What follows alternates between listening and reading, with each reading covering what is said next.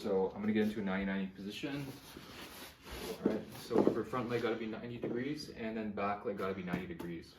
Once you have that position, you wanna take the strength band and you're gonna lean to your right side if you have to, and then you're gonna lift. I need a stronger band. So you're gonna lift, place this underneath your foot, gonna lean to your right, and you're gonna try and get that foot off the ground. Make sure your knee is on the ground too. It's gotta be on the ground, and you should feel the stretch in your right hip. You're gonna hold this for about 20 seconds,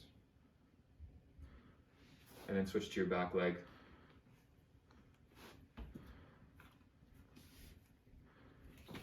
All right, so again, maintain that 90-90 position. Try and orient your torso towards the front leg, and then lift. Again, holding that for 20 seconds. Make sure that you're getting a good stretch. You might want to go past your normal or comfortable range of motion, right? And then you want to switch to the opposite side, and then repeat the process. If you don't have a machine at home, we can just use it with a strength band. So you want to secure it to the bottom of a heavy structure so that it doesn't move. And we're going to take a big step out, make sure that the band is tense. And in the starting position, you want to make sure that your feet are shoulder width apart. All right. And you're going to lean forwards until your body is parallel to the floor, and keeping your shoulders engaged. Right, that's the key. If you let your shoulders roll forwards, you're not getting full engagement of the hips. So you want to keep your shoulders back.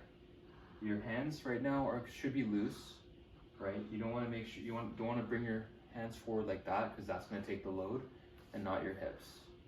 So shoulders are engaged, back is parallel to the floor, hands are between your legs, and then you're going to use your hips, right? And keeping your arms loose, bring the weight forwards, and then pull apart. You can't really pull apart with this band, but just try and pretend like you can. All right, engage your hips, and then again, relax your arms, keep your back straight, bend at the hips, chest comes down and forwards, relax, and then start again. You're gonna do 12 reps.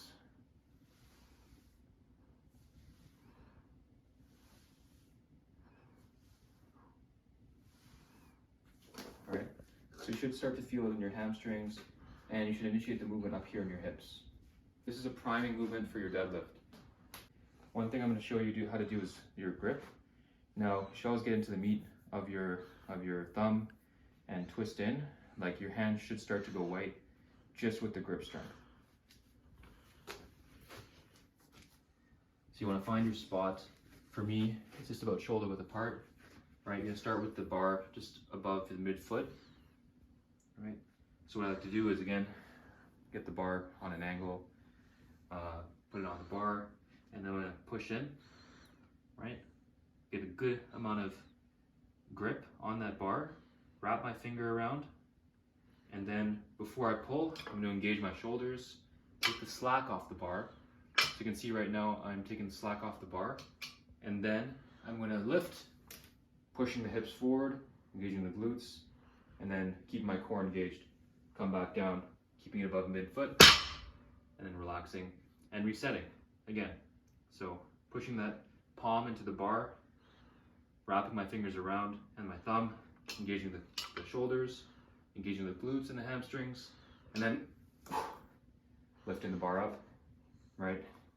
Squeezing my glutes, and then bringing it back down, keeping it midfoot the entire time. So if you want to improve your grip strength, and grip strength will also help you improve your deadlift, what you want to do is mobilize your wrist and improve your forearm extensors, the strength of those muscle groups. So one thing I like to do is use a band. If you don't have a band, you can use the wall. So with the band exercise, what you can do is keep your wrist, keep your forearm flush on a solid surface, and take a band just like that, put it around your fingers, and all you're gonna do is pull back and hold that position there for about 10 to 15 seconds, right? And you should start to feel some mobilization occur in your wrist and in your forearm. So next you want to take a weight, and same thing, you want to allow that wrist to lay over the edge, and then you want to lift.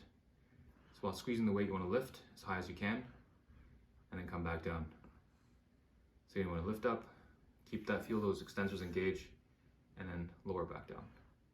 So I don't have too much range of motion here, something I need to work on, but you want to do your best just to engage those muscle groups, and you should start to feel more and more strength develop in that forearm, and which will result in increased grip strength. For the wall, what you want to do is, again, put your wrist on the wall, just like so.